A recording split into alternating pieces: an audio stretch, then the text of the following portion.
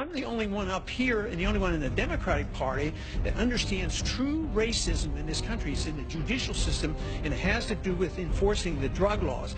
Look at the percentages. The percentage of people who use drugs are about the same with blacks and whites, and yet the blacks are arrested way disproportionately. They're prosecuted in prison way disproportionately. They get the death penalty way disproportionately. How many times have you seen a white rich person get the electric chair or get execution? If we truly want to be concerned about racism, you ought to look at a few of those issues and look at the drug laws, which are being so unfairly enforced. What you are about to hear is the politically bravest thing said in Washington today. If I told you that 1 out of 3 African-American males is forbidden by law from voting, you might think I was talking about Jim Crow 50 years ago.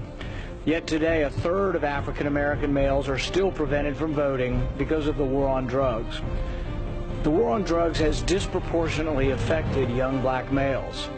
The ACLU reports that blacks are 4 to 5 times more likely to be convicted for drug possession, although surveys indicate that blacks and whites use drugs at about the same similar rate. The majority of illegal drug users and dealers nationwide are white, but 3/4 of the people in prison for drug offenses are African American or Latino.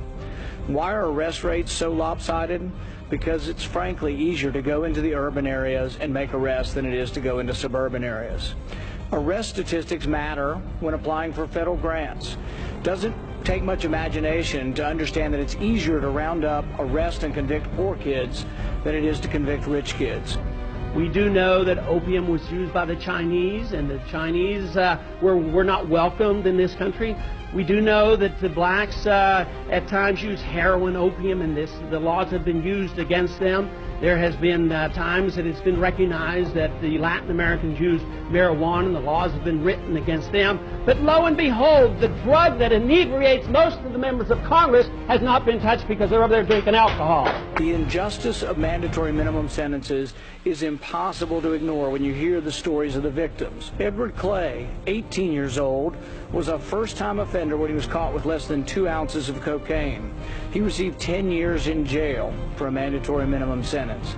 Weldon Angelos, who the chairman mentioned, was 24 years old and was given 55 years in prison for selling marijuana. There is no justice here. It is wrong and it needs to change. Federal Judge Timothy Lewis recalls a case where he had to send a 19-year-old to prison for conspiracy. What was the conspiracy? The young man was in a car where drugs were found. I don't know about you, Mrs. Judge Lewis, but I'm pretty sure one of us might have been in a car in our youth at one point in time where there might have been drugs in the car. A system designed to protect individual liberty will have no punishments for any group and no privileges. Today, I think inner city folks and minorities are punished unfairly in the war on drugs. We don't have to have more courts and more prisons. We need to repeal the whole war on drugs. It isn't working. So I want to end the war on drugs because it's wrong for everybody, but particularly because poor people are caught up in this and their lives are ruined by it.